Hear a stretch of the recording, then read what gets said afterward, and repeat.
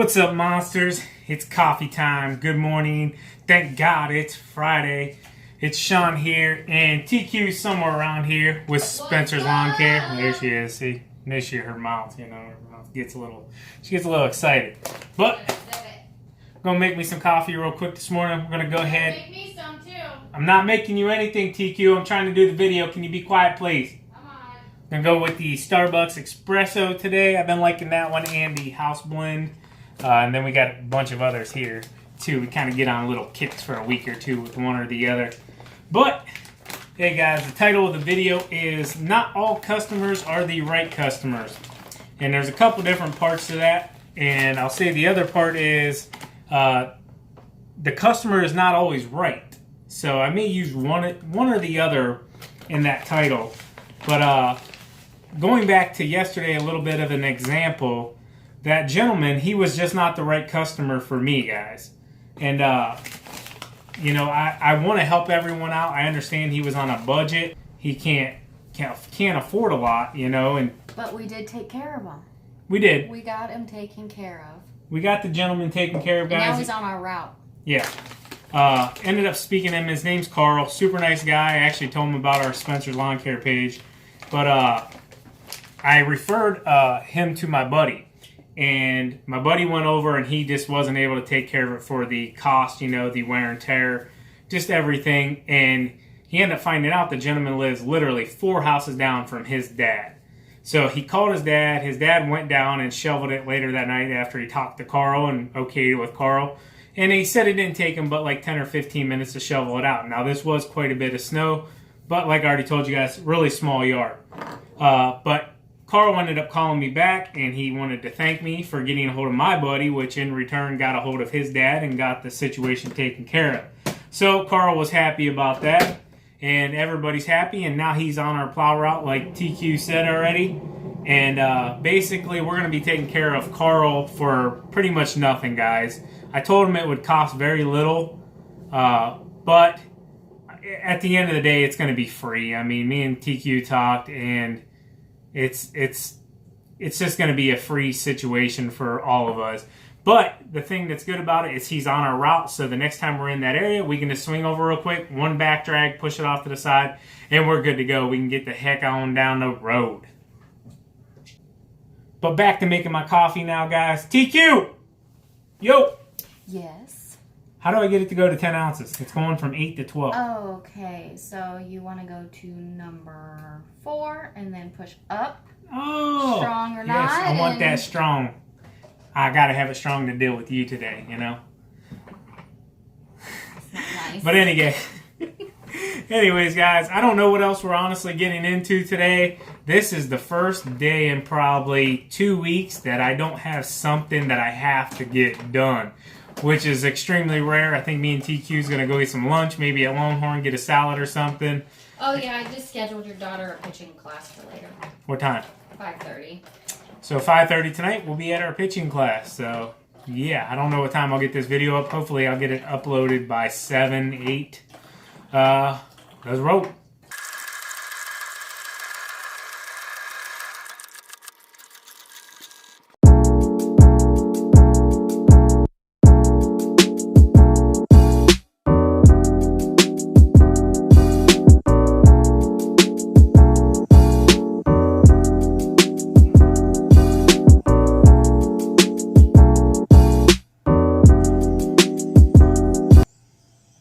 I'm just kidding, monsters. Let's get something done today. Let's go. Come on, TQ, let's go. So back to the customers not always being right, or the customer not being right for you guys.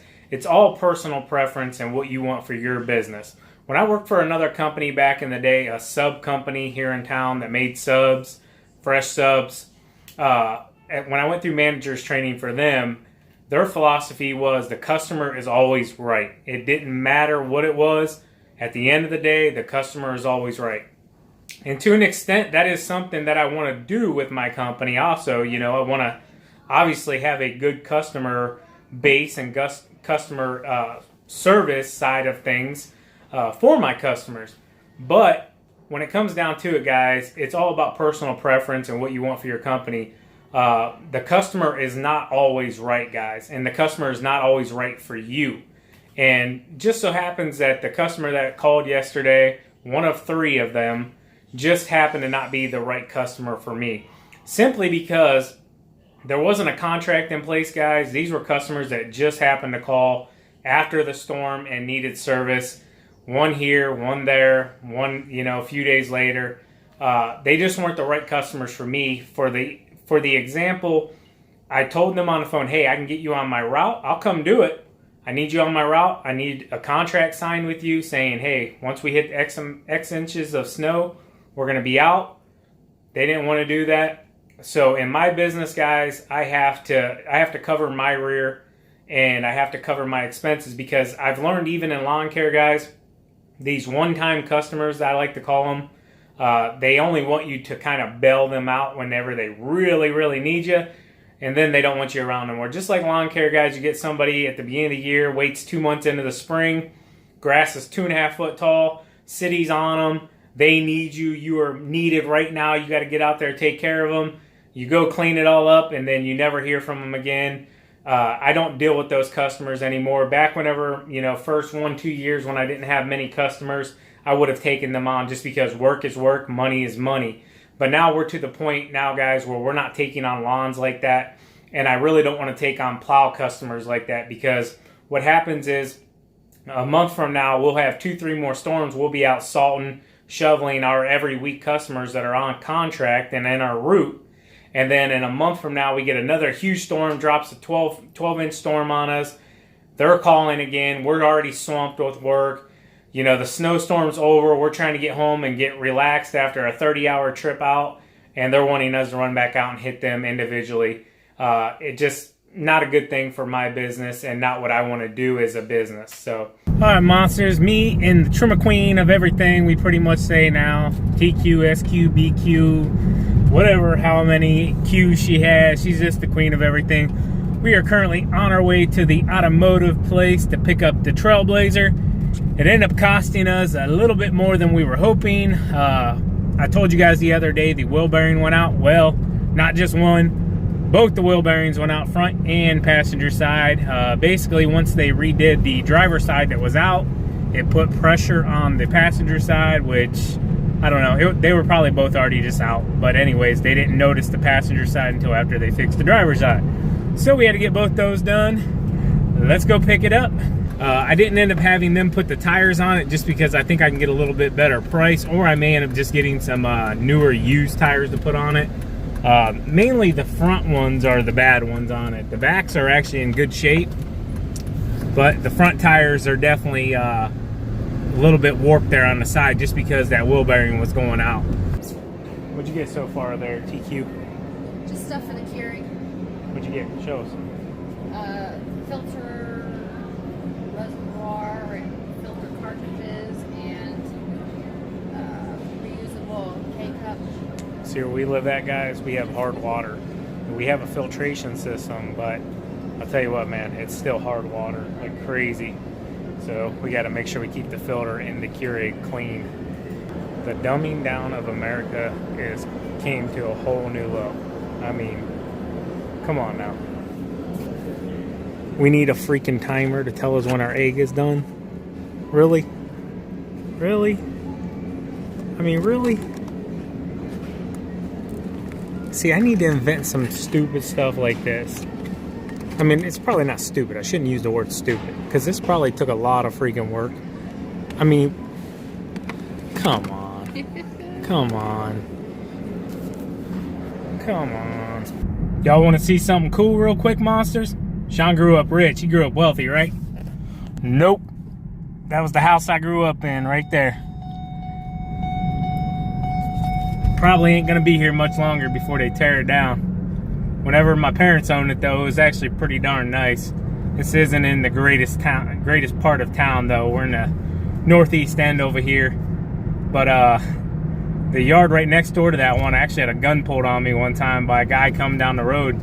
He was on a bicycle. We were just little kids, me and the kid I considered my friend at the time. We were just playing in the yard, and he said something to us, and we said something back, and he stopped his bike and literally Pulled a gun out and pointed it straight at us, guys, and that's no BS. Alright, monsters, we're at our local butcher here. Used to be called Bevington's Meats. My buddy's family actually owned it, and now it's called Poland's Meats here in town. It's pretty good stuff, though. You get everything local, everything fresh, daily. Alright, monsters, show you what we got in here. We got some bacon. I love these sticks here. Just whenever I'm craving something a bit healthier, I just grab a stick real quick. They got cheese in them. One's jalapeno, the other one's a Parmesan garlic. Savannah got a ham bone. She needed that for, what are you making? Cabbage soup she's gonna make. And then we got boneless chicken thighs in there. We love this place here, guys. Everything's local. We don't get all that crazy crap with it. So hey, monsters, not a real exciting video today. We got some running done. We went out to lunch, enjoyed each other's time a little bit. But hey, as always, Keep plowing. keep salting. Keep making money, boys. We'll talk to you later. SQ out. SQ, that's it. Not PQ and BTSQ PQ. out. What is it again? One more time. BTSQ out. BTQSQ. BTSQ out. Okay. Peace, guys. Bye.